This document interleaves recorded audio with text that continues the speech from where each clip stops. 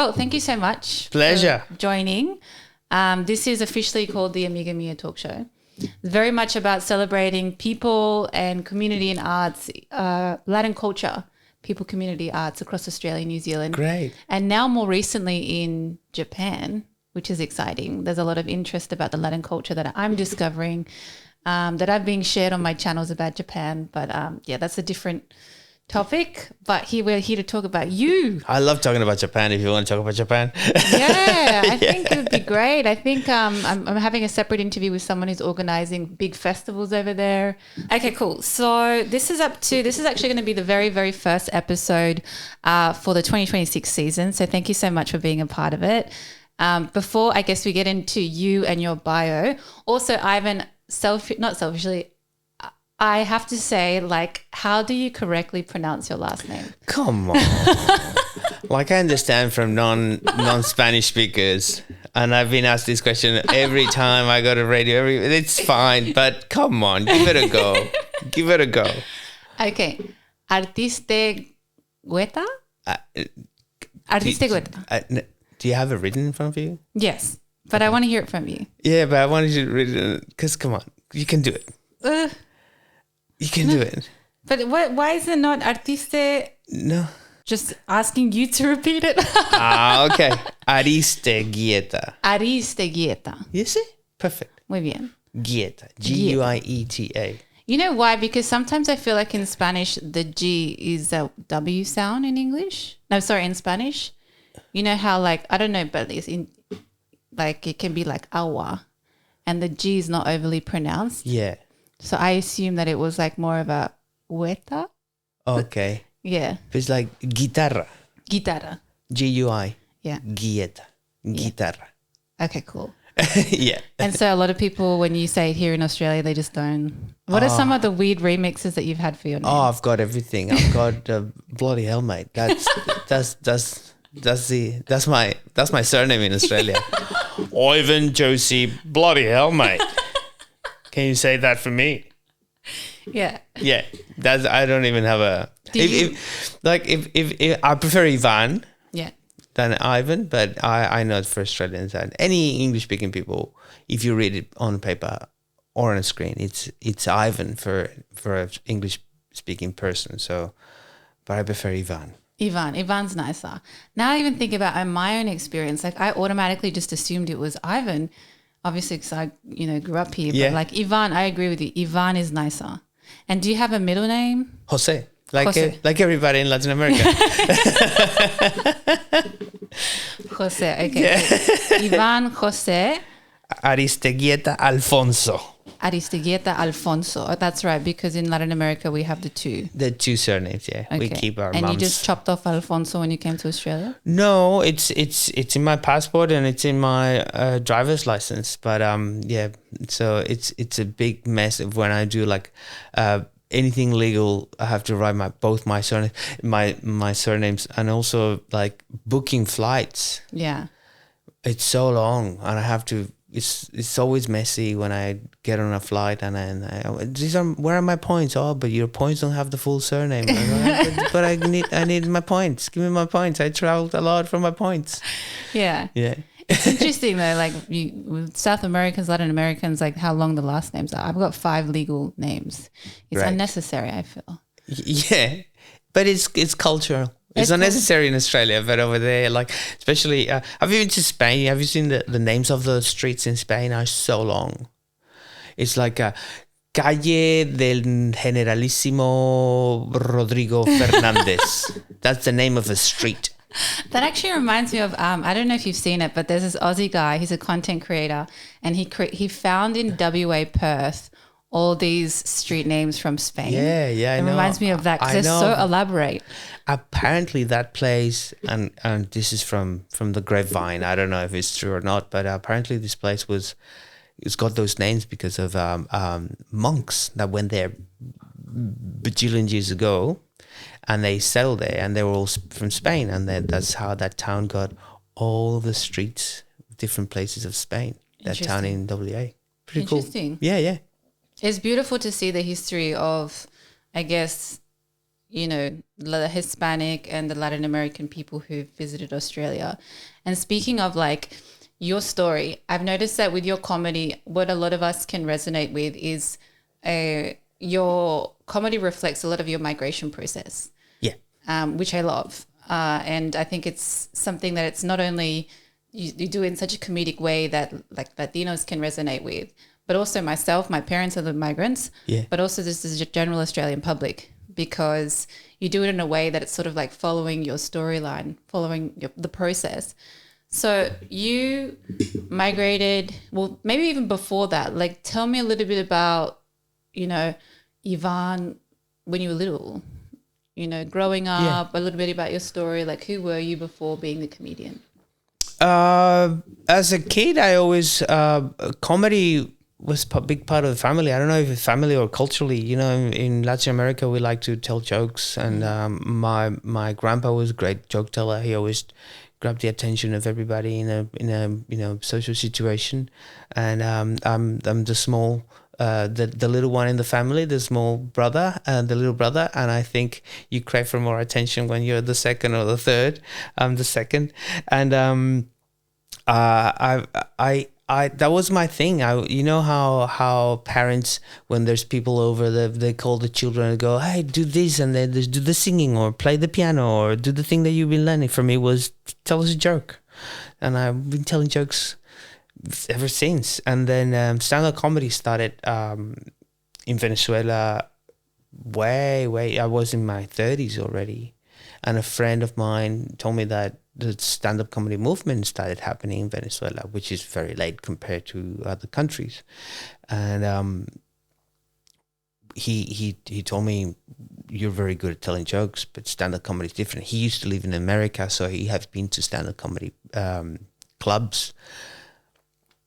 He said he's also very funny. He's a musician, and he said, listen, if you want to do this, we can do it properly. And my friend is very methodical and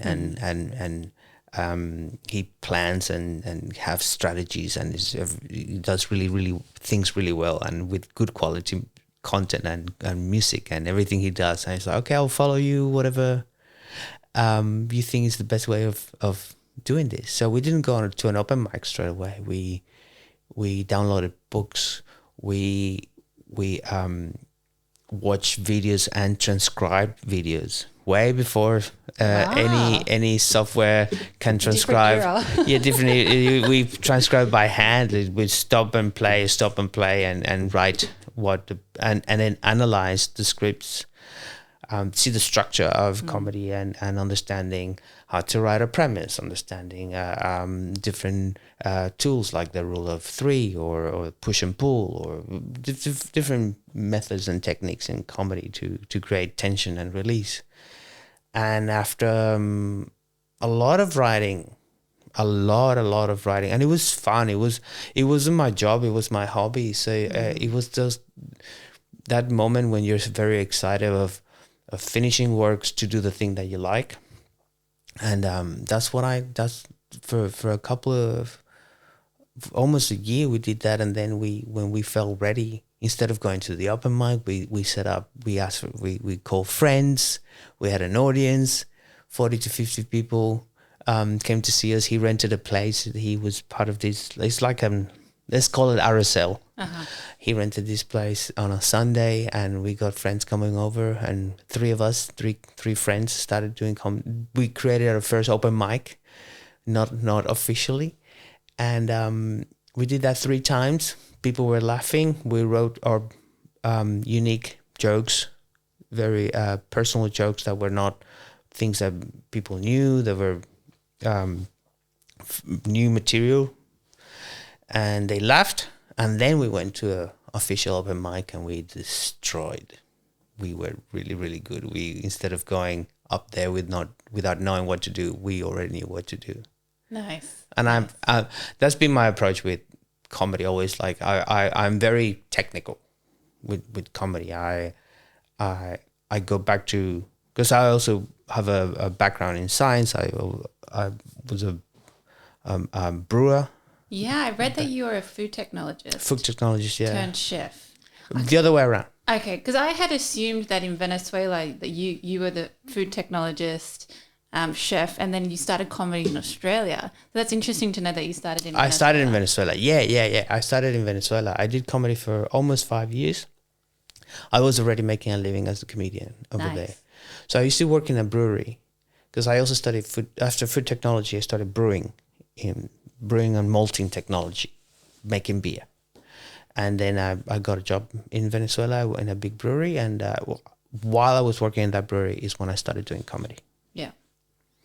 I was living in the city of Valencia in Venezuela because the brewery was close to that area. And I traveled to Caracas every weekend to write with my friend.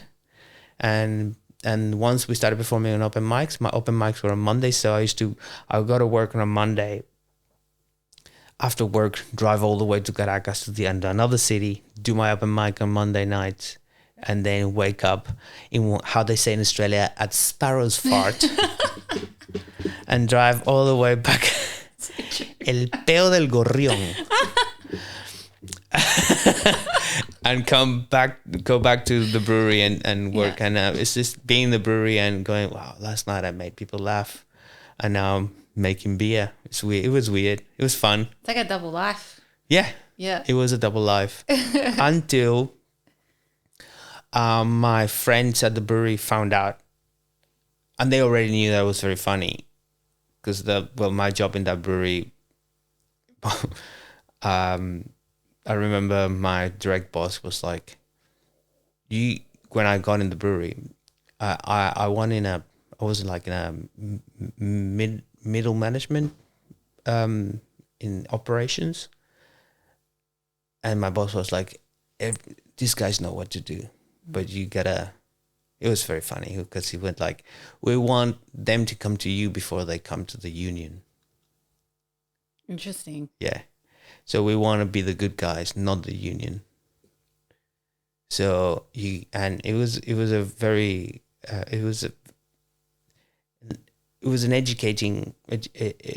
a learning experience because you gotta know all their names, you gotta know everything about them. If their mom is sick, if they have children, if the boy likes basketball or baseball or football, if they have a daughter who is interested in painting, whatever. Like you have to know everything about them and take care of them, of everybody you're in charge of. So I went, okay, let's tell jokes. And in Spanish, I'm very good impersonating, but I'm terrible in English. So in Spanish, so what I did I was impersonating my direct boss and all the bosses and make fun of all of them at the brewery. Once I told them that I started doing stand-up comedy, and I was forced to tell them because I was getting opportunities of radio interviews in Venezuela. So I had to take a break and get on my mobile and go do a phone interview while I was in the brewery making beer. One day I had a really good paid opportunity and I had to leave early on a Friday. I had to tell my boss. And since then, instead of being like, oh, you have this second life, they were extremely supportive. So you could start to merge the two a little bit. Yeah. So on Friday nights, because we work in a brewery, there's bars inside the brewery for the people who work there. So on Fridays, like it's always everybody's in the bar after work. And in many opportunities, while working there, they set up a stage and everything for me to entertain them and for me to practice. Nice. Yeah. So your colleagues became your first audience, like in that sense, in that place. Yeah. And I felt that I was getting paid as a comedian. Nice. Because it was my salary as a brewer. Yeah. But at work, I used to tell jokes. So the transition, when I actually left the brewery to be a full-time comedian, they were all like, yeah, we get it. Like no one... They were so supportive, like, yeah, you have to do this. Go. And it's so validating. Because I really enjoy making beer and all the science bit, but I know it wasn't my strength. There was other people there that when you work in a brewery, it's not just making the beer. You have to, the most important knowledge in a brewery is automation and programming and all the servers and then after that you have to be all the mechanical and like how to work pumps and valves and refrigeration. It's a whole different world. It's a different world. It's a lot of engineering, a lot of technical stuff. I was good with enzymes and biochemistry, but I wasn't good with how to fix a pump. Or is that what you studied? Did you study something in the field of like? Yeah, food technology. The basis of food technology is more biochemistry, microbiology. Right. Yeah. What a shift from that to comedy. Yeah. Yeah. But it's awesome because you would apply a lot of that. Like to your point earlier, you said you're very, you like being structured, methodical, and you apply that to your comedy. Yeah. So you started applying that early on when you started at the very beginning? Yes. Nice. Yes. Because well, everybody just, you know, always say in Spanish, cada cabeza es un mundo. Every head is a world. So we all have our ways of learning. And the way my brain, when my brain gets it, it's like once I know how to play with it, like, for example, I love making bread, baking, but I don't like to follow a recipe. Okay. Because I prefer to know the methods and the science behind, so I don't feel attached to the recipe because I know the real recipe, which is I understand why fermentation happens, what are the things for it to happen, why a crusty bread becomes crusty or soft, why we have big bubbles or small bubbles. Why do you have a whole other perspective to food, to the process? So if I understand the whys of everything, I can, if we're camping and there's bread and there's yeast, I can make bread without the recipe. Yeah. And I love cooking, and that's, for example, I'm a terrible pastry chef, because pastry chefs, they have to measure, they have to, it's very, and I like I don't know why. I don't know if it's growing in Venezuela. I don't know why, but I like not being attached and dependent of things. Yeah. Because at any time I could be without nothing, and I have to make the most of doing the things with nothing. It reminds me of a saying, which is, what is it? Don't give a man a fish, teach him how to fish. Exactly. It kind of gives how your brain sort of operates. So with comedy, it was a similar approach. So I have friends. I want to be very effective with my jokes, and I have friends who is like many friends in Venezuela or in Australia in the comedy world, where they have an idea, they see, well, here I'm seeing a cup of a cardboard cup of water, and they go, okay, tonight in the comedy club I'm gonna start talking about cups of water to see what happens.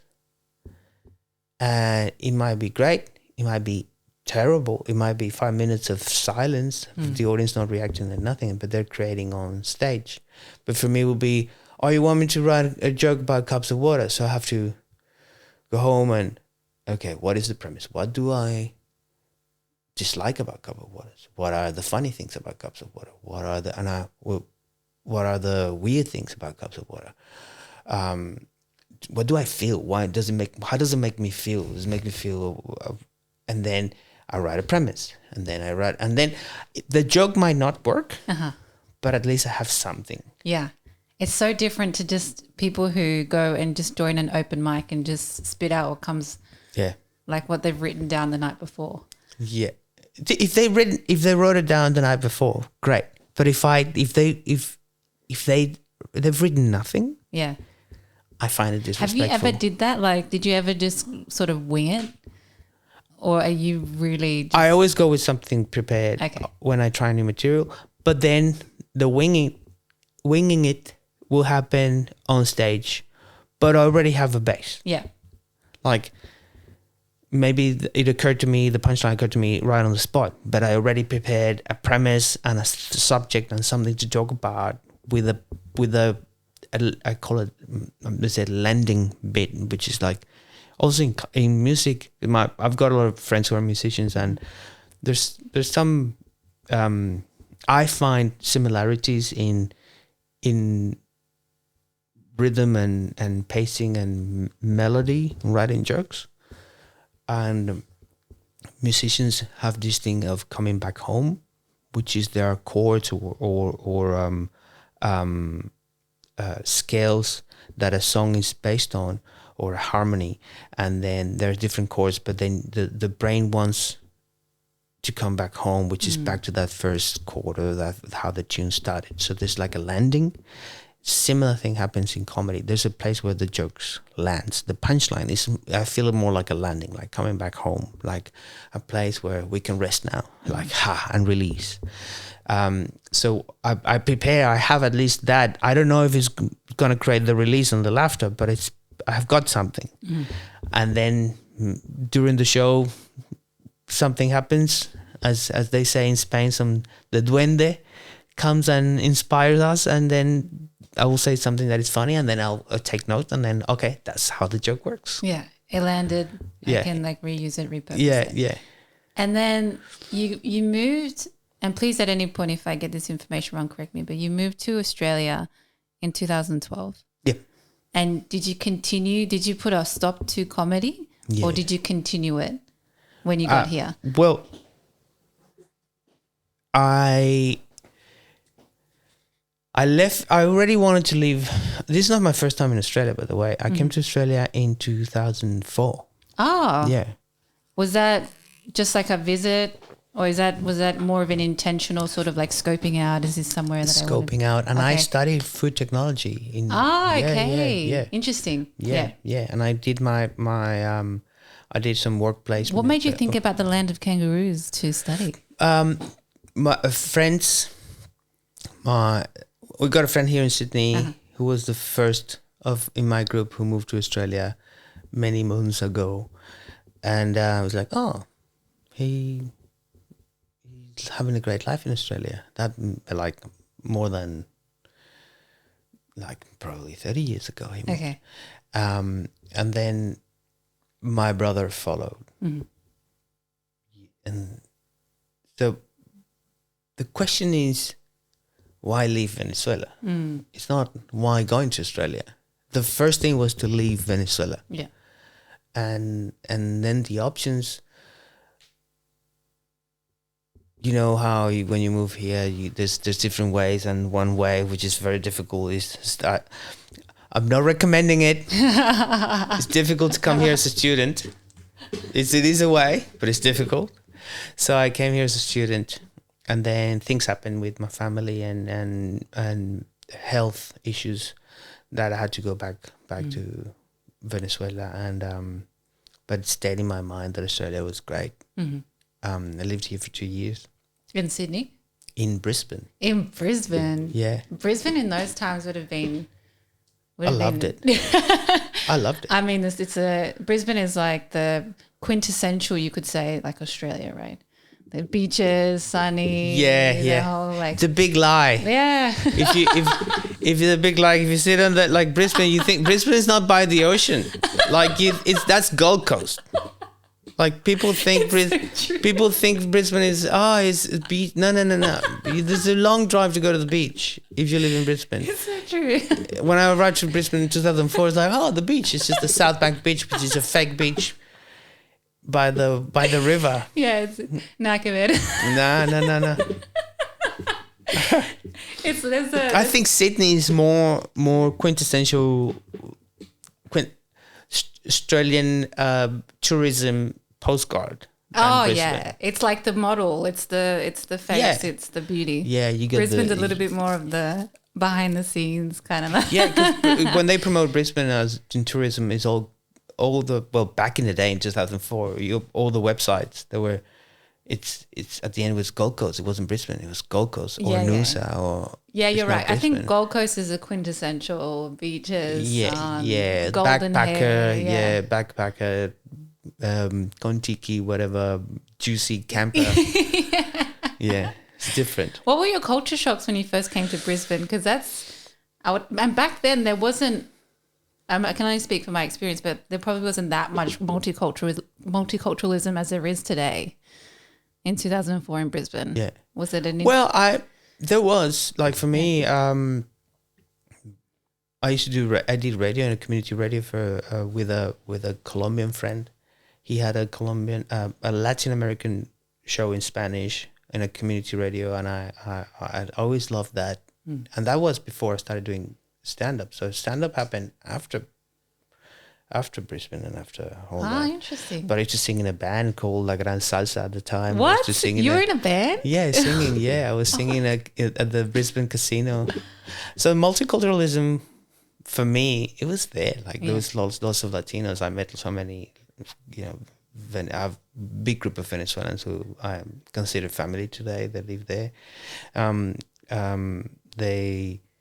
I met Colombians and Peruvians and Chileans and. I have a friend from Thailand. I don't know. I don't like to see if there is or not multiculturalism. It's just it's what it is. And there was a lot of people interested in dancing salsa. Like I met so many people in that world. Let me see. When I studied there, I had in my class. One of my teachers was from Sri Lanka. Mm-hmm. Another one was very white Aussie, but my classmates, I had a couple of Asians and it was fine. Like I don't see it as, of course there's more now. If I go to Brisbane now, I'll listen to a lot of Spanish being spoken when I walk. It's everywhere. It's everywhere. I think it's everywhere in the East Coast. It wasn't like that at the time in 2004, but it was, I loved it. Culture shock, pies. I didn't understand why people like pies. Pies were terrible because the pies I was introduced to, like I now know you can get a really good pie, and I love pies. But the pies I was introduced to was the 7-Eleven pies service station. It's like, this is terrible. With the sauce that you just rip off. And this is gelatinous blob inside a pie. I don't get it. Where's the meat? It's just bits of the essence of meat. Bunch of processed meat. I don't like it. But I was very open and very willing to adapt. So when you want to adapt and learn from others, you don't see the differences. You just you see the things in common. Yeah. Like when you meet I remember I have a friend. Well, I got a job with someone who was a handyman, and I was like his assistant. He was very Aussie, very Queenslander, and I was the guy carrying the tools and fetching things in the van to fix things. And he was just a hardworking person. Like if you wanna, I don't understand when people go to another country and they base on the differences. Yeah. Just deep down, it's the same. Yeah. The origins of everything, why we do the things, are the same. Human values. Yeah, and our emotions and our needs and our... It's just different ways of doing it because of the resources and the things you grow up with. But if you peel a few layers and you go back to the reason why they do the things, they're the same. Yeah. Yeah. And that's why my comedy connects with Aussies and with immigrants. It's not just the Latinos. Like after shows, I get... people saying to me, we're from India and there's a huge family. We've been through the same stuff you've been through and it's very funny. And we're the same. It's just... The migrant experience. I think that a lot of people can resonate with the migrant. Yeah. Interesting. So you came to Brisbane 2004 and then went back to Venezuela. Yeah. And then you made the big move in 2012. Yeah. Okay, cool. Yeah. But then you didn't go to Brisbane. You went somewhere else. Somewhere else because I wasn't a student. I came with a PR no, it's not a PR before. Working? Temporary regional sponsored visa. Okay. So I don't even remember now the number of that visa, but that visa doesn't exist anymore. Mm-hmm. And I went to South Australia. So there was this, I don't know if it still exists, but this massive immigration company. I think they were originally from Argentina, and they did tours all over South America to bring people to Australia. And I don't know if they saw it coming of Venezuelans, because the situation in Venezuela was so bad that I remember back in those days, you can go there. This big company will do big presentations in a huge room, those meeting corporate rooms in hotels, like 600 people, 800 people, just going and just advertised on the paper, move to Australia, like that. So you go there, you listen to a company saying, this is how you can go to Australia. Do it with us. And like many Venezuelans, we did that. And they the things about the points, and then if you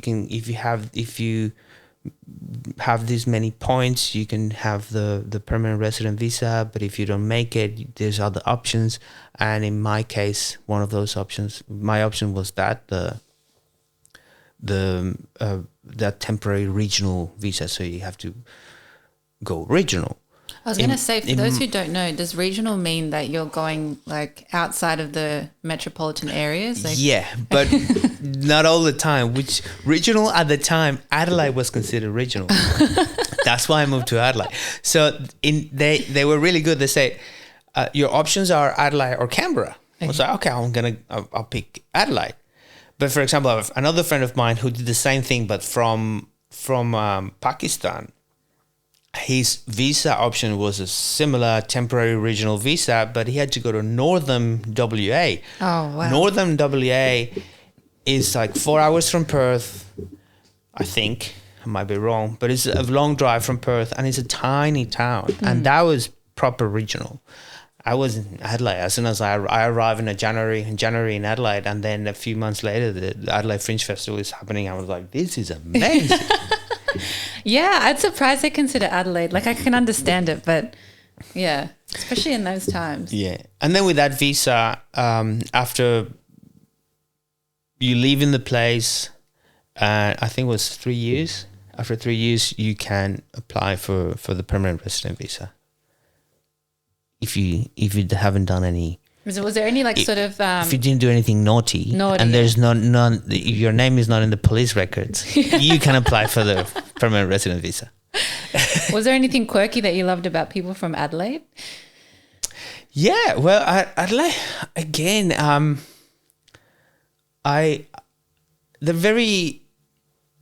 It was always funny to me that people outside Adelaide said Adelaide's boring and there's nothing there. It's a big stigma, yeah. But then people in Adelaide was like, yeah, let them think that. Okay. Let them think that. This is great. And it is great. Adelaide's a great city. I love it. And they tried to be cool by saying, we're the homicide capital of Australia. I'm like, I come from Venezuela, man. You don't understand homicide. You don't get it. Yeah, and there's a big growing Latin community there now. In Adelaide, it's beautiful. I don't. This is all what do you call it? Not fake news, but I'm based on nothing but my own experience. So don't believe anything I say.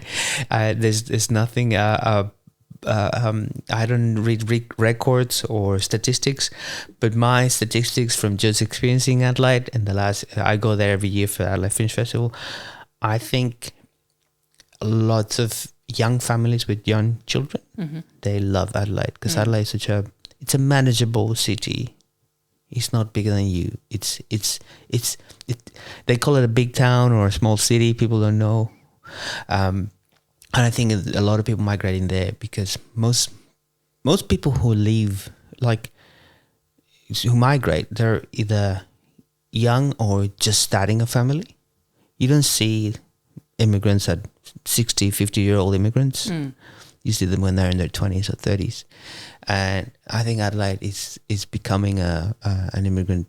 There's a lot of migration because of it's slightly cheaper than than Sydney or Melbourne, and there's more possibilities, and it's easier when you have little kids. I don't have kids, but I've got all my friends because of my age have children, so I know from them. I think that's the reason why Adelaide, and also having students.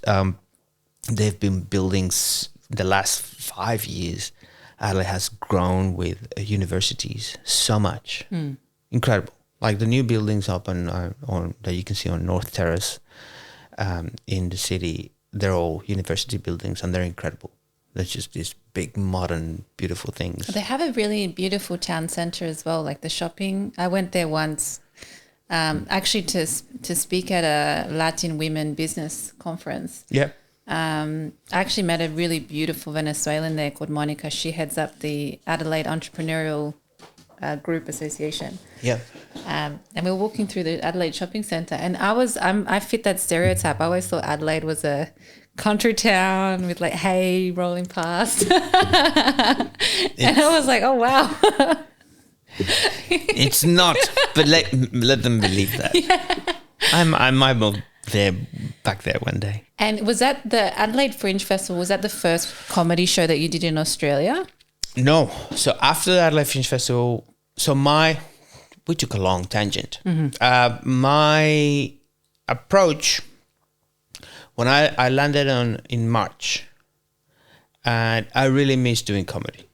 Really, really missed it. So I haven't done it like in a couple of months. My last show was in Venezuela. I did all the good material that I had left in a comedy club, and they let me let me stay on stage as long as I wanted. I did over an hour of my favorite jokes, just nice. Like to say goodbye. And so, because I also did radio in Venezuela, I knew that radio and comedy have a lot in common. Like there's a connection. So first thing I wanted to do was, I didn't think I was gonna make it as a comedian as my job. I was like, I'm in another country, different language. If I do it as a hobby, I'm very happy. I can do other jobs to maintain myself. I got on a radio course in Adelaide as soon as I got there, and I did it because I wanted to feel comfortable speaking English in front of a microphone. I already knew the language, I was fluent, but I wasn't relaxed. There's a difference. You can be fluent, you can be good at a language, but being relaxed, a whole different ballgame. It's a different ballgame. Yeah. Yeah. I know a lot of people who speak 2 languages, 3 languages, but they're uptight and afraid of this one moment. That's when you become proper bilingual, is when you relax. Yeah. And I wanted to feel relaxed. I wasn't. So the radio course helped me a lot to be more relaxed in front of a microphone. And then I spoke to one day we had this lesson on enunciation and speaking words clearly on a microphone. And someone mentioned speech, wasn't mentors, speech coaches. The teacher said, like, if those people, the news anchors on the tellies or on radio, they go through lessons because it's a way of doing it. So when you're reading news, you cannot make mistakes. Live national television or live national radio. I was like, this is interesting. I didn't know about speech coaches.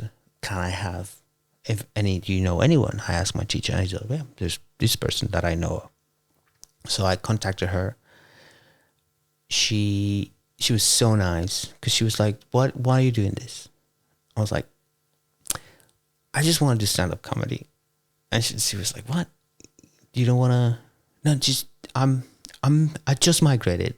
I used to do comedy in Venezuela in Spanish. I want to be able to do I want people to understand what I'm saying. Because I know the language, but if your accent is too strong to the point, like there's nothing wrong with accents, by the way. I love them and people should keep their accents. But when the accent affects the enunciation of the word and people don't understand, that's when it becomes a problem for stand-up. Because if you don't understand the words, you don't understand the jokes, and they won't laugh if they don't understand the joke. She was so nice. She charged me as a student because she was like, I work for SBS, ABC. Like I work for these people, and they pay her good money to train announcers and anchors. I was like, this is just for stand-up. And I did lessons with her, 6 lessons. On lesson number 6, she was like, listen, I understand everything you say. If you want a London BBC accent, we have to work a lot. But if you just want people to understand what you're saying, she was like, you're fine. And I needed that. I needed an expert to say, you're fine. And after that is when I decided to do an open mic in Adelaide. And it worked really well. Like I had to write my new jokes because translating jokes from Venezuela, my jokes are based on the where I live. Like I didn't have at the time jokes that were so-called universal material. It was very for Venezuelans. So I rewrote 5 minutes. Was that the time you had, just 5 minutes? Yeah, open mics are usually 5 minutes. 5, yeah. Yeah. But for your first open mic, is 5 minutes still like long and daunting, or is it? Yeah, for anybody. So you have an idea. All the Melbourne comedy galas on the telly, it's 3 minutes. Oh my! You don't realize how short it is. Yeah, and how much prep you must do for it. Yeah. Wow. Yeah, lots of prep, because you're like, how can I make people laugh a lot in 3 minutes? But once you listen to someone on stage, and there's 3 minutes and no reaction from the audience, from an audience perspective, it feels like half an hour. It's very long. Oh, very, very long. So I did my first open mic. I actually cried out of excitement and fear and all the emotions, because I didn't know how much I missed doing stand-up. Because at the time was to the day of my first open mic was 4 months without doing stand-up.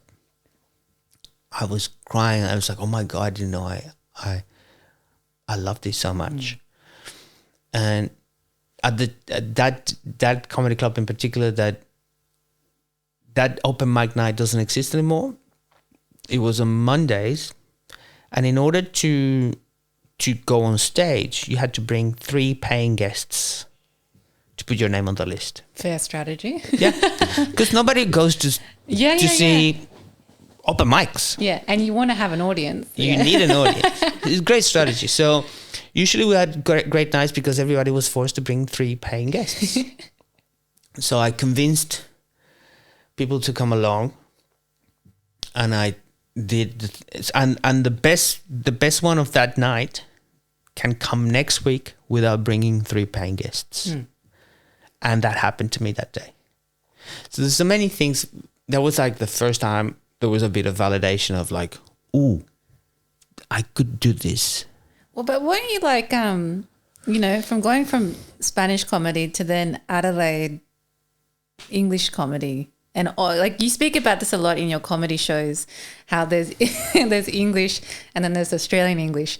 Like, how did you kind of match that, especially Australian English? I would imagine it's a little bit different to just... Well, at the beginning, it was just the English that I had. Yeah. It was just my expressions. Like, you don't have to speak exactly like the audience. Yeah. As long as they understand your emotions and where you're coming from.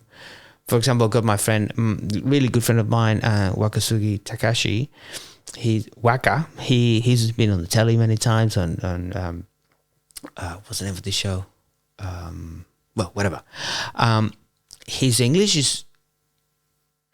He doesn't speak like an Aussie. He speaks like a Japanese person. And he's very, very funny. And people understand what he says. and he doesn't have to be like, "G'day, mate."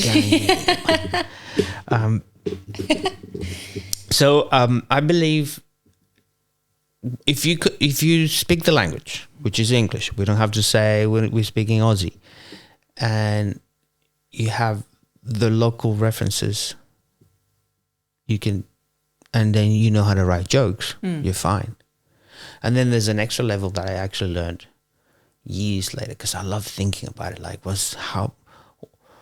why stand-up is such a weird thing that you have to, doesn't matter how funny you are, a joke cannot work if you miss on a word, or if you miss on a facial expression, or if something goes wrong in the venue, like if the lights are not working, or the sound system is not in a particular way.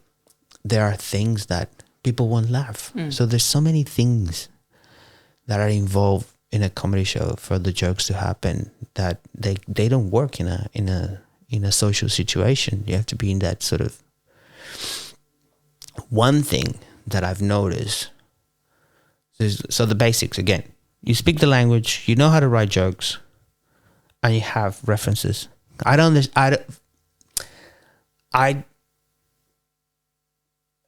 been doing comedy for 17 years. I don't believe in there's a Venezuelan sense of humor, or an Australian sense of humor, or a Spanish sense of humor, or an English sense of humor. I don't believe in that. I believe we all have human sense of humor. What I do believe is the references and the values of the audience. It's part of what people go, and I'm quoting here sense of humor. If you don't see the video, you're just listening on the podcast. I'm quoting sense of humor. If you do jokes that are not aligned with the values of the audience, it doesn't matter how funny those jokes are according to your values, but if they go against the values of the audience, they will never laugh. Never. And that's the thing to consider. And that's why people go, "Oh, I'm telling these jokes to these Australians and they don't laugh." I was like, okay, number one, maybe they don't get the references. Maybe you haven't paid attention that what you're talking about, it's an inside joke of your own culture, that you have to be in your culture to understand the inside joke. Or two, what you're saying goes against their values and they don't think that thing is funny because it's against their values. As simple as that.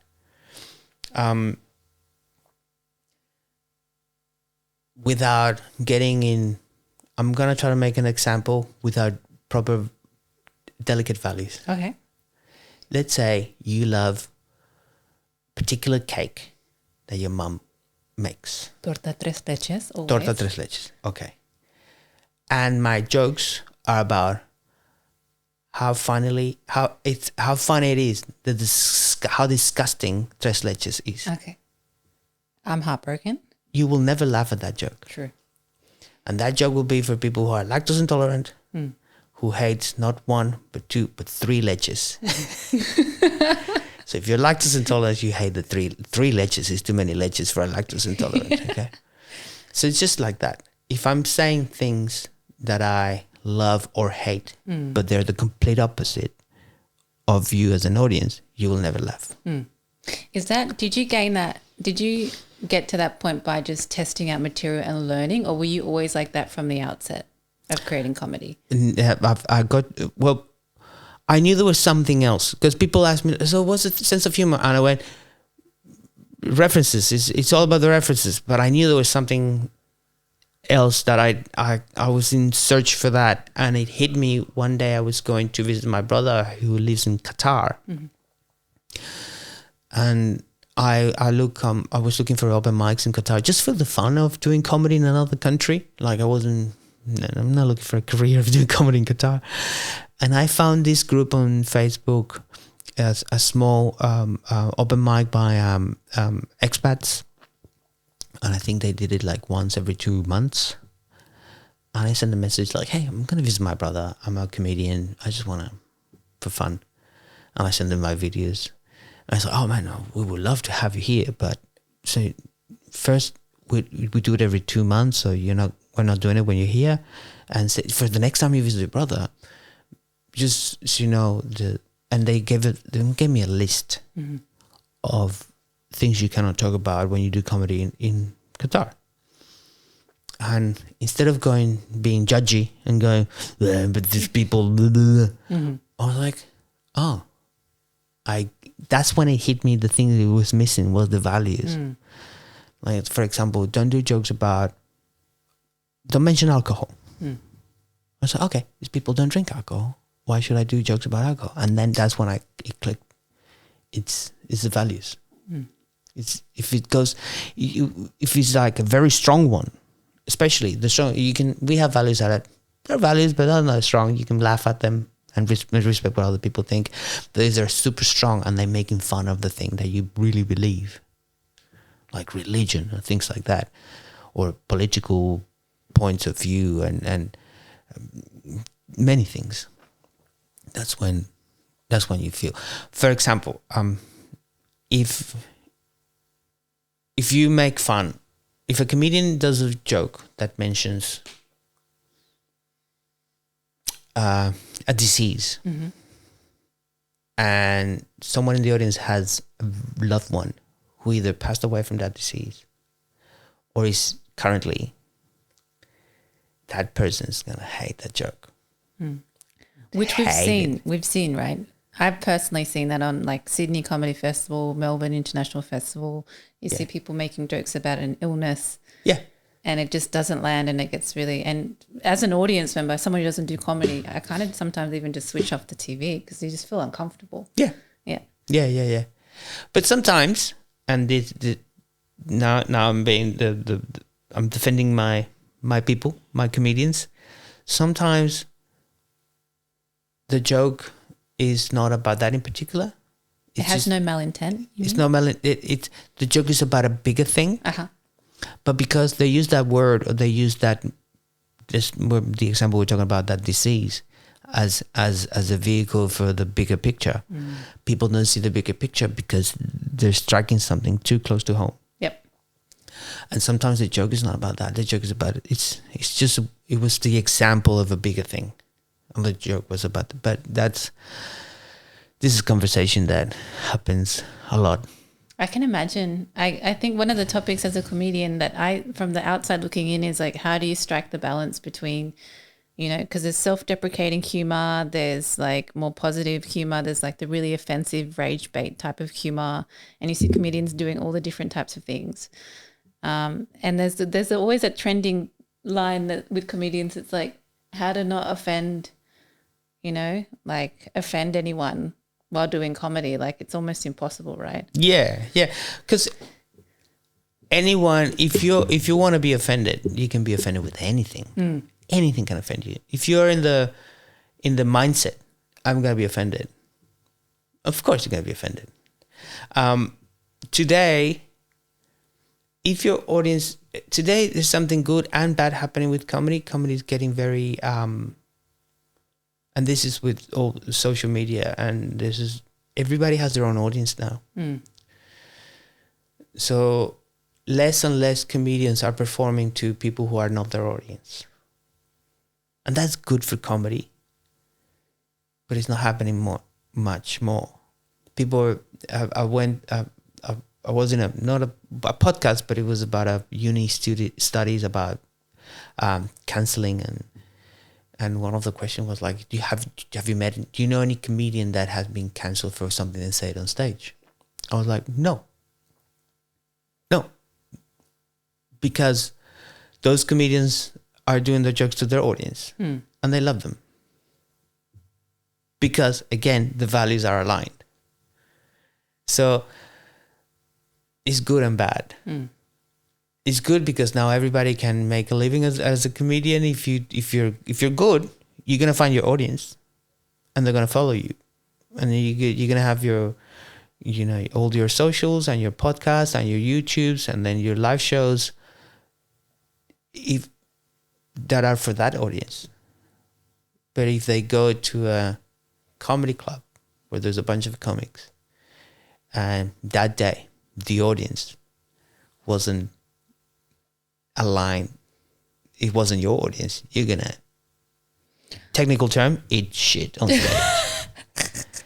So a question on that, because you've been doing, as you said, comedy for 17 years. You recently did your commemorating 10 years of comedy with... In Australia, yeah. Yeah. What is it? No mash, all bangers. All bangers, no mash. All bangers, no mash, that's right. I went to that show. I loved it. I laughed every minute.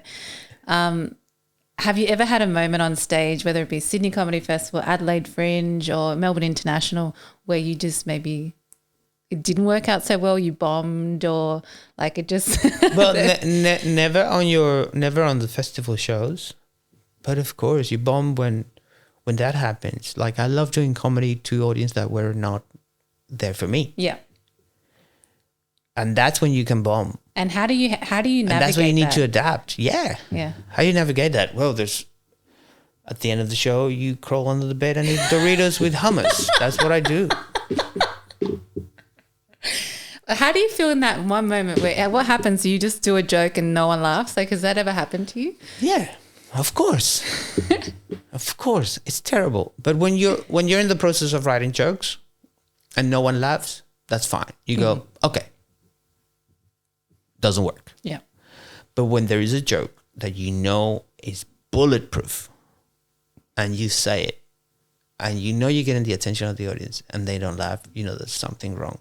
And it's very unexpected, and it takes you out of your center. Like it's very...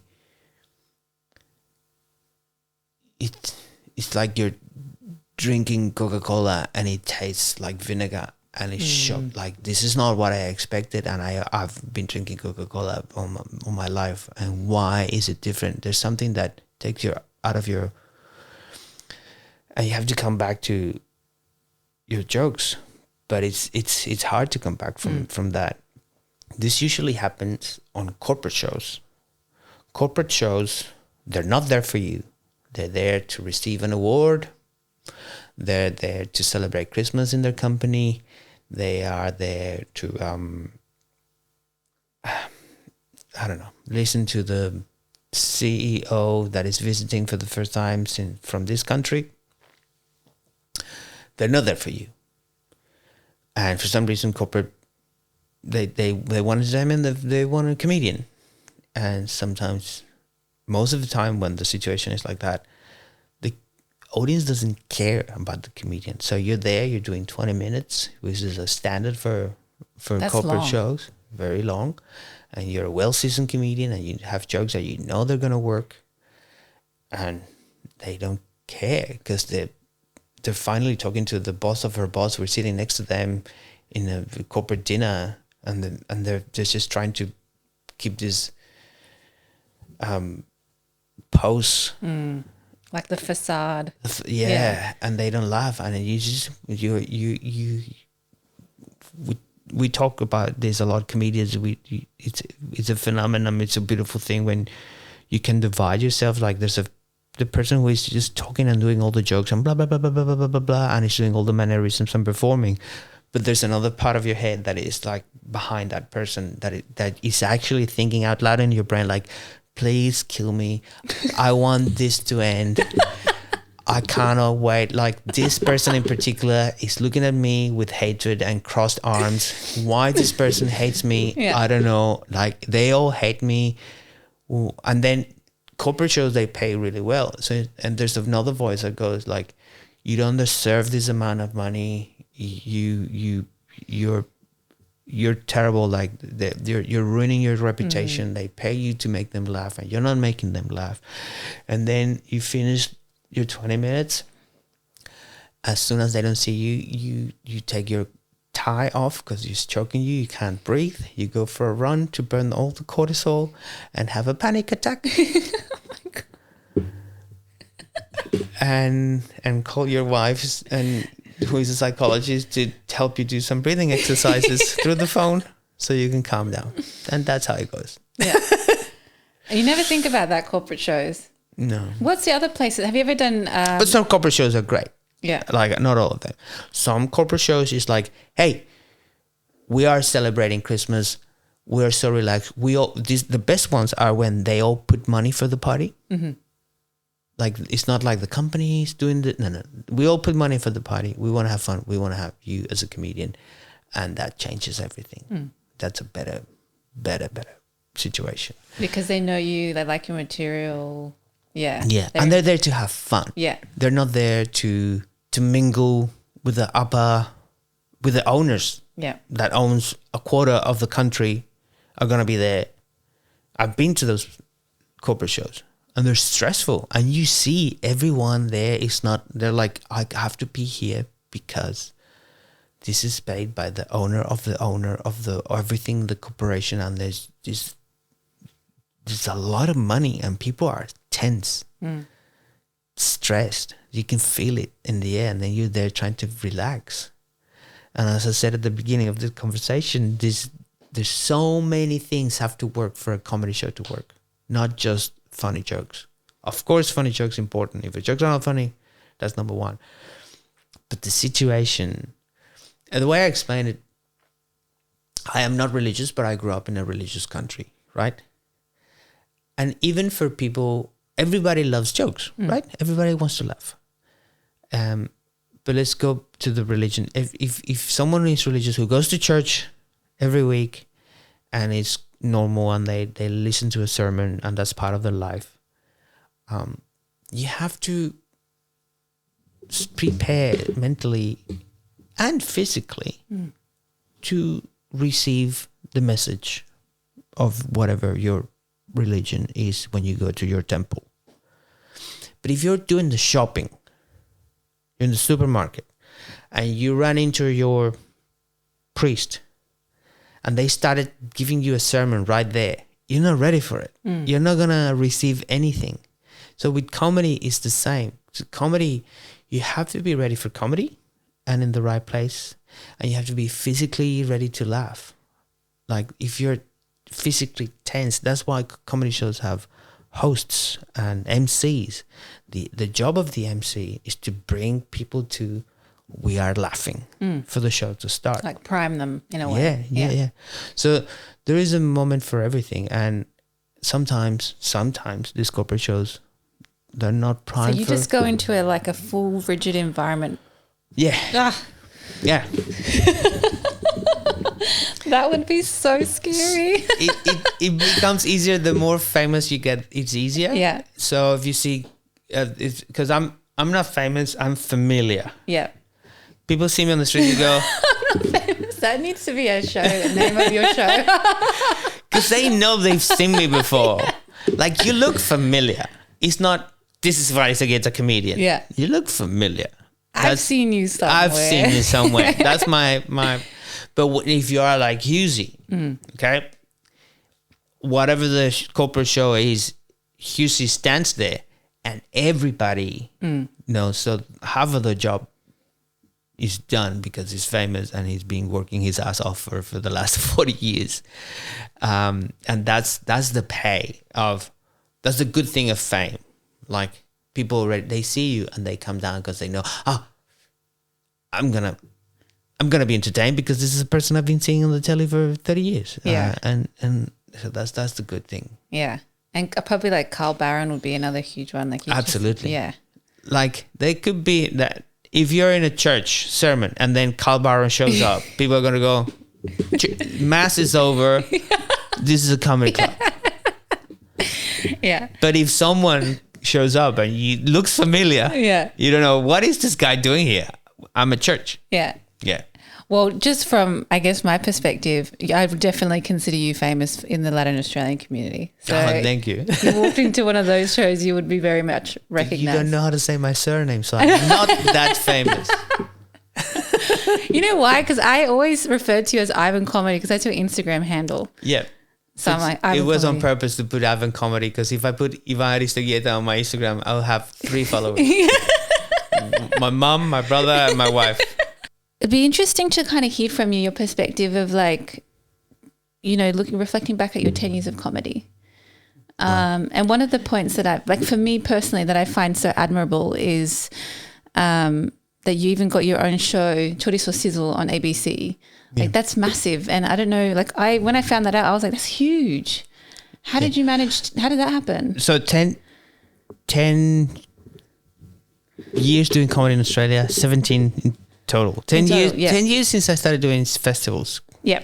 Like, because that's how I measure this show was, because this was show number 11. The 11th 1 hour.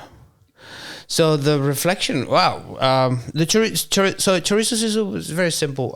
It was part of it was like a ABC program to promote new faces. I think it was called Fresh Faces. I think I might, because that happened a while ago. And it was a grant for a few comedians. We applied. I got it. There was like 6 of us that did that, and they gave us money for us to put up, to do our show and record it and give it to them. Nice. So it was, but your segment was Chorizo Sizzle. It was my comedy special of that year. Yeah. Chorizo Sizzle. So Chorizo Sizzle was a show I did for that I for an hour I talk about food. Yeah. Yeah. I was gonna ask, like, what's the reason behind chorizo? Well, sausage sizzle. Yeah.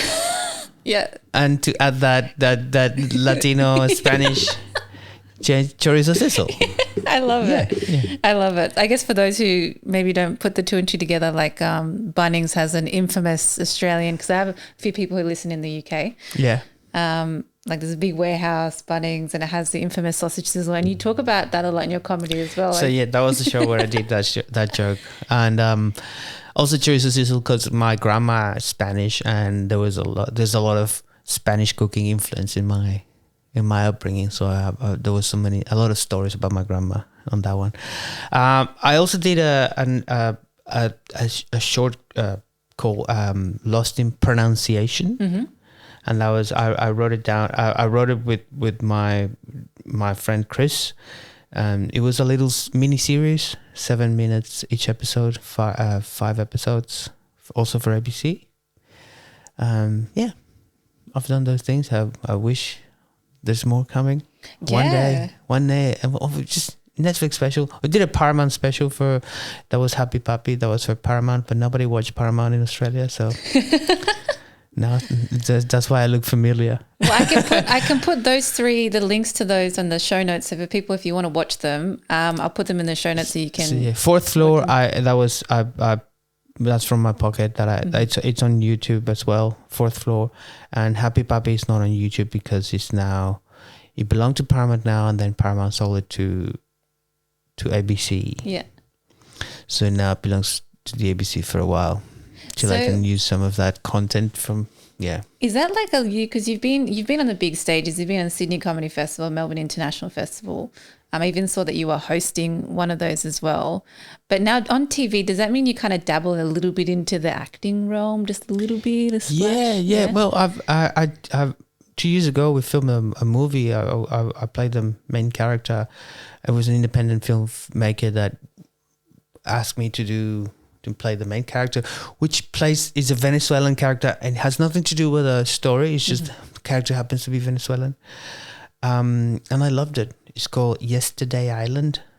And hopefully the show's the movie's it's a full feature film. Mm-hmm. It's been in film festivals, I think Austin, Texas, and Warsaw in Poland, and I think there are a couple more. And for independent filmmakers, I have so much respect, and it's hard work. They write the movie, they direct it, they edit it, and then they have to just show it to the world and go hopping festival to festival around the world to get some accolades. And after that, if there's enough accolades and there's enough word of mouth on the film, is when they can probably sell it to distributors to be on the commercial cinemas. It's hard work. So I still don't know if it's going to be in commercial cinemas in Australia. Hope so. Fingers crossed. But yeah, I made a movie. I love that. Congratulations. Congratulations. Even just, with the shows that you've done, working with ABC. ABC is huge. Like that's you know, a lot of the credibility to you and to the work that you're doing. And I think we mentioned before we started recording that one of the main reasons I want to get you on the show, not because I admire the work that you do, I think that you're a great representation and role model for the Latin community, the migrant community, for the Australian community in general, for the comedians, but also because a lot of people in the community share your content and say, oh my God, look at Ivan. There was one joke that went like viral that everyone shared with me, and it was about the salsa of you growing up with salsa. Everyone thinks it's sick. I mean, you could probably execute the joke way better. But I think and so now hearing that you're going into more behind the screen and into acting, I think it's a perfect evolution. Yeah. I would love to do more acting and drama acting. Like I want to play either a bad guy or a broken man. I would love to, because it's portraying emotions, and I like that. I really enjoy that. I still do comedy till the day I die. Like it's exciting every year writing new jokes and being stressed, but in a good way. And then the jokes work, and then you have a full hour, and then you get to do that full hour, visit the country, and then your audience grows, which is a beautiful feeling that like, oh, we love your show last year. Now we're back, and then we brought people. Like, oh, I feel so good, and thank you. So my two favorite things in the world are cooking and comedy. And I think it's because I like making something and give it to someone and see them enjoy it. That's why I'm not that in my comedy is not that what do you call it, conflictive or like, I don't want to make you feel bad. I want to make you laugh. That's it. And if you don't laugh, it hurts, because I met it with good intentions. Yeah. And but just a small percentage of the audience, tiny, they're judging the comedian for good or bad instead of just going there for laughter. It's not everybody. It's minority. Yeah. Yeah. But still, I don't run my socials. It's just one little mean comment just destroys your week. Yeah. I don't know how you do the thing you do. One main comment is like, why are you watching things just to write bad stuff about the person who's trying to entertain you? Yeah, but I think that's good that you do that. I think it's good that you block out, like, I wouldn't even call it noise. It's like you just focused on your craft. I want to put my stand-up videos and some other stuff. So sadly, it all depends on that now. Like when I think I started doing comedy in Australia right just around the corner from everything changing. So when I started, it was my first solo show at the Melbourne Comedy Festival. You have to go to near the box office with flyers, and there's a big board with all the names of the shows and the times and the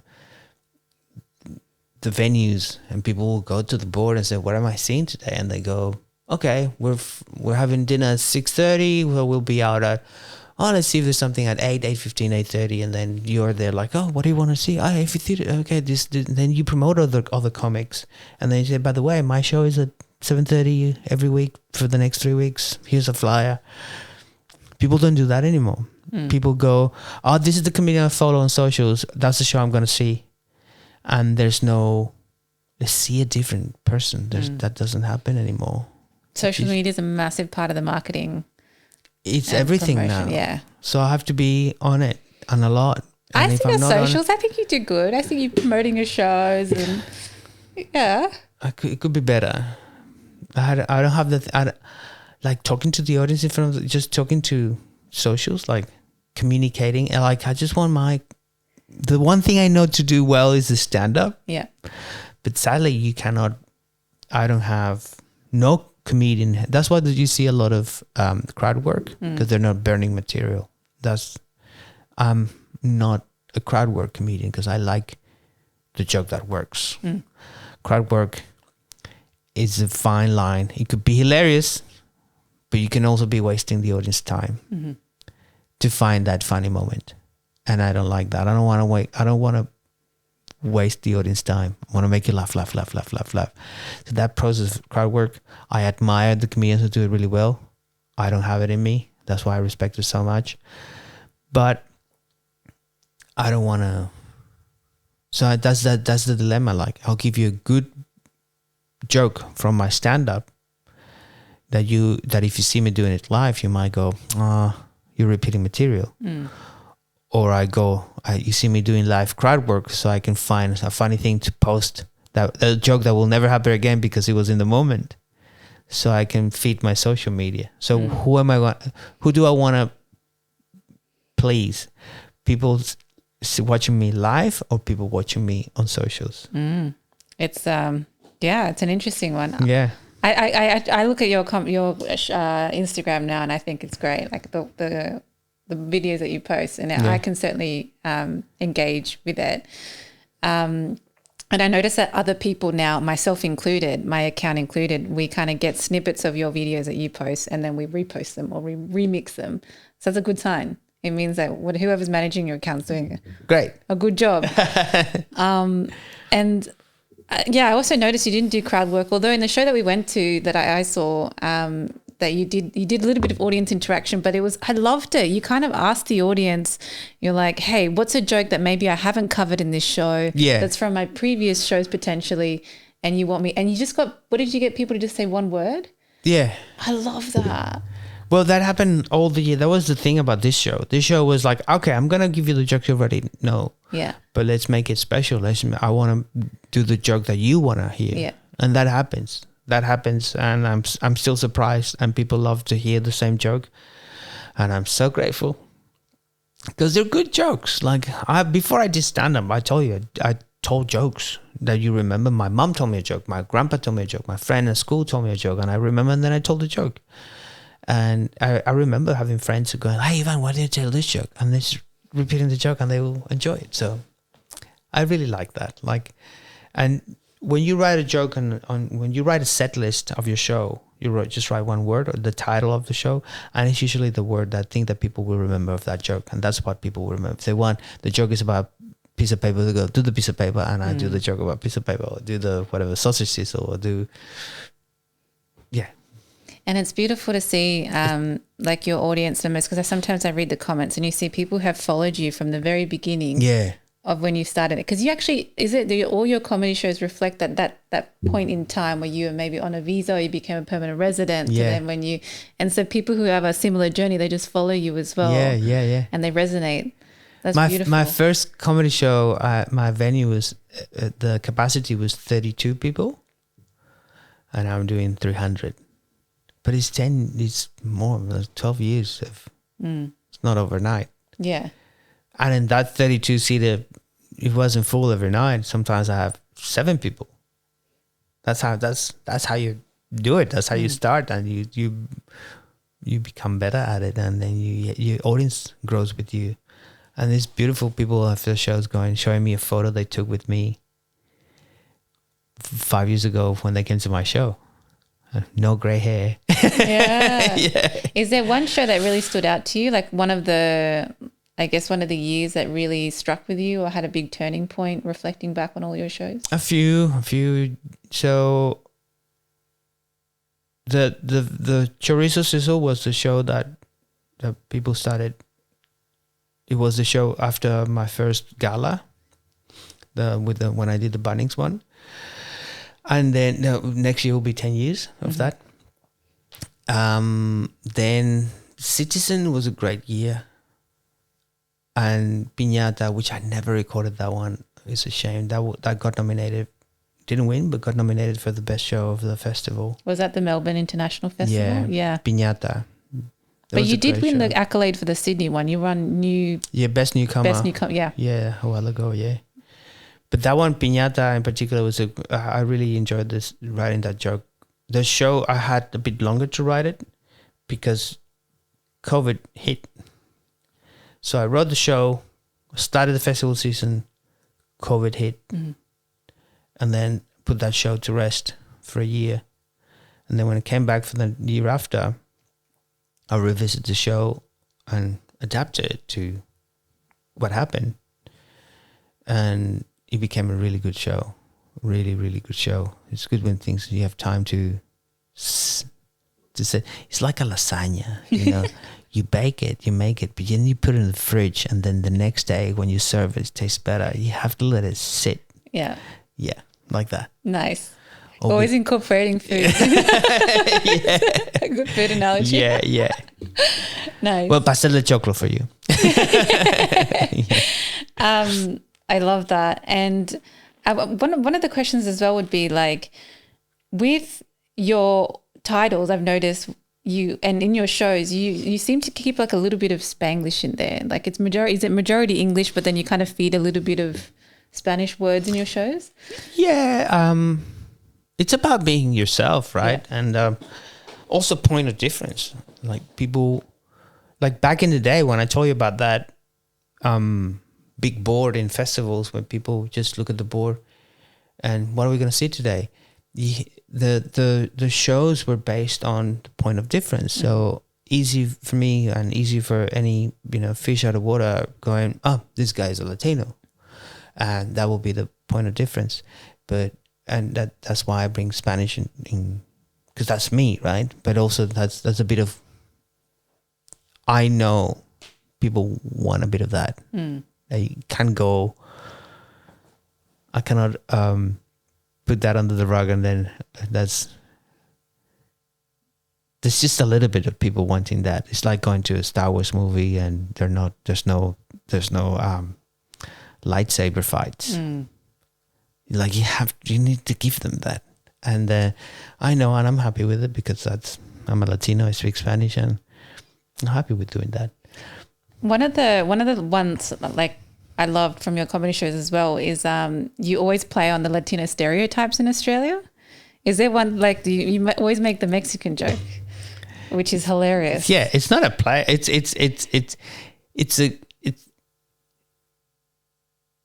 just to show how silly it is to put everybody in the same group. Like I just say I'm a Latino. I'm like, and I mention all the countries, and I go in Spanish Latinos, in English Mexicans. It's funny. It is because it's true. Those are the kind of videos in the salsa one. Like growing up, salsa, we all think it's like sexy. What do you mean? It's like my grandma used to dance salsa with my grandma. It's not sexy. Yeah. Those are the videos. And there's so many sad songs that are salsa that I wish Australians learn some Spanish to listen to these songs that are so sad. Yeah. And that's just because there's a upbeat rhythm doesn't mean they're happy songs. Exactly. Yeah.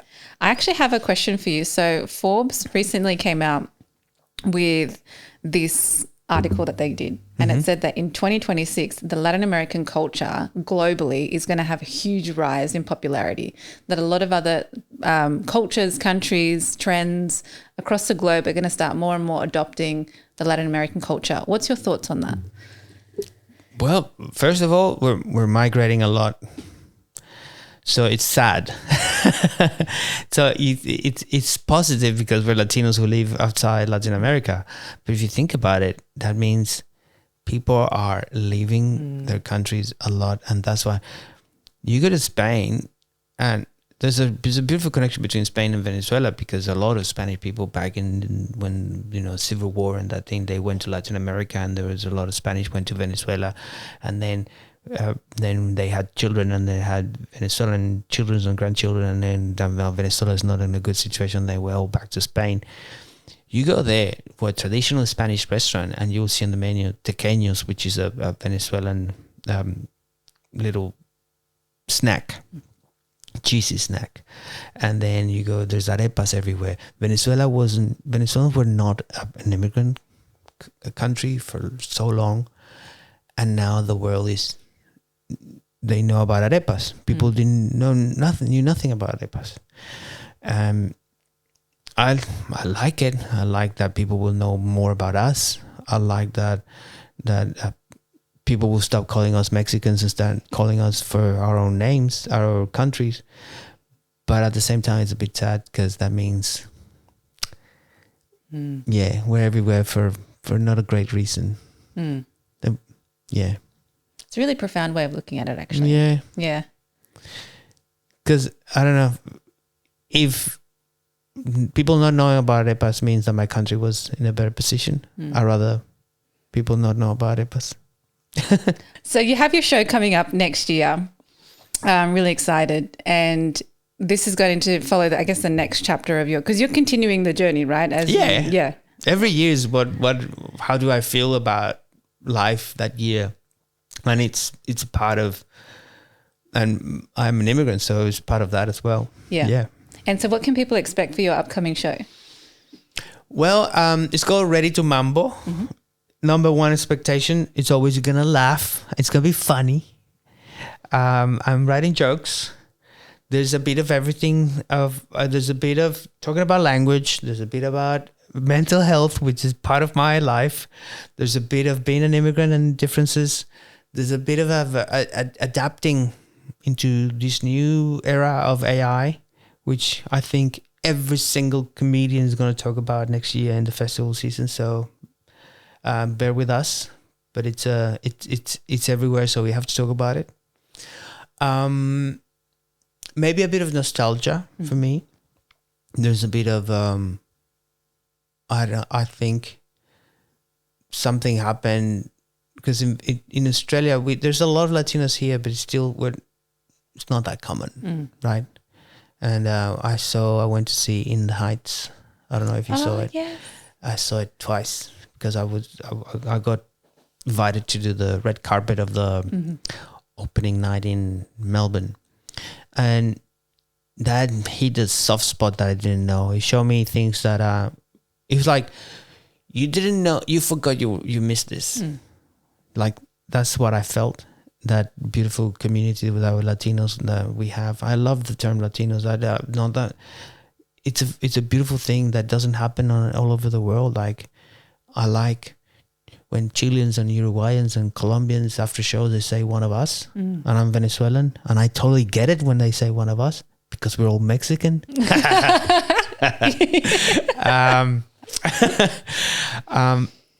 So this is, I think there's a bit of nostalgia as a good thing, because nostalgia can be sad, but going back to basics can be invigorating and re-energizing in a positive way. Like memories are not just sad, could be positive. So I want to talk about that.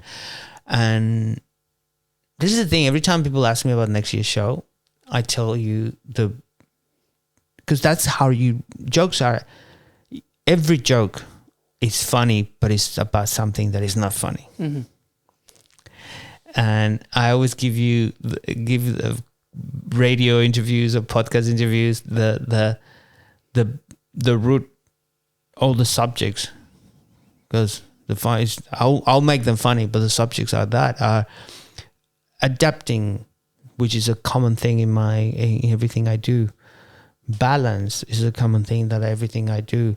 Understanding, empathy, put yourself in other people's situation to understand why. And then the personal experience of that year. Like I did a Camino de Santiago with my brother and 5 other friends. So it's 7 middle-aged men walking across Spain for 2 weeks.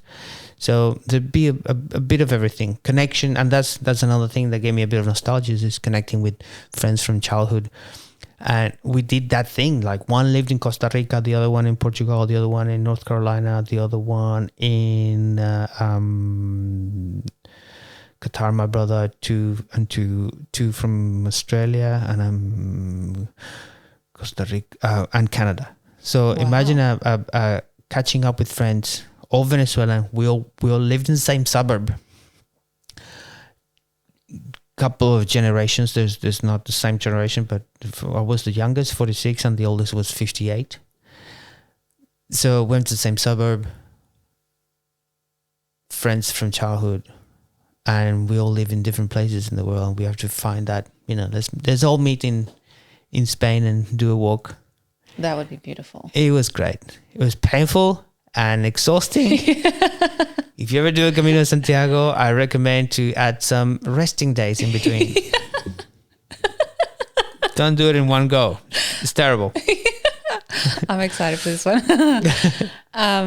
Well, thank you so much. And I guess before we wrap up, I'd love if you'd like to, I guess, share any words. So a big part of the Amiga Mia audience is people who are, first generation, second, third, fourth generation migrants, Latin migrants in Australia, but also people who have a connection to Latin America in Australia, New Zealand, and really across the globe. So is there any message that you'd like to share with them about? It could be about anything. About anything.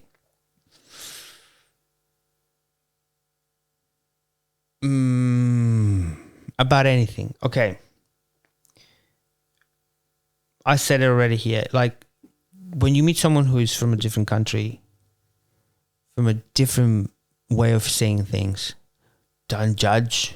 Just try to understand why. They say when you go to a job interview in a company, the people who have more chances to make that interview are people who ask questions about the company and the job instead of just talking about themselves. Same thing happens if you go on a first date. Ask questions. Be interested. Like, genuinely interested about the other culture. And try to understand why they do the things instead of judging the way they do the things. That's it. Really well said. Thank you so much. Pleasure. Really appreciate you having you on. And as I said, for those who are listening or watching, that this information will be available in the show notes, such as your upcoming show. Yes. Are people who want to watch your previous shows, I know one of them wasn't recorded, Piñata, but are some of them available on your YouTube channel or something like that? Yeah, YouTube channel. So I think I've got 3. I've got Fourth Floor. That's when I turned 40. Mm-hmm. There's Chorizo Sizzle. There's Citizen. That's when I became Australian. And there's Happy Papi, and I think Happy Papi is on ABC iView. Mm-hmm. So we got 4 hours there to watch, or just jump on my socials, and there's a lot.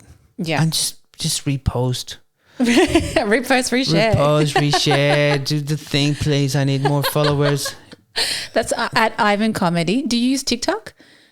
Yes, I think. Oh, okay. Ivan Comedy, yeah. Yeah. So both in Ivan Comedy, TikTok and Instagram, I believe it's the same in TikTok. And yeah, Aristeguieta. If you don't know how to spell Aristeguieta, just type Venezuelan comedian Australia and it will show it to you. And just ask ChatGPT to spell it for you. Perfect. Thank you so much. Thank you, Michelle.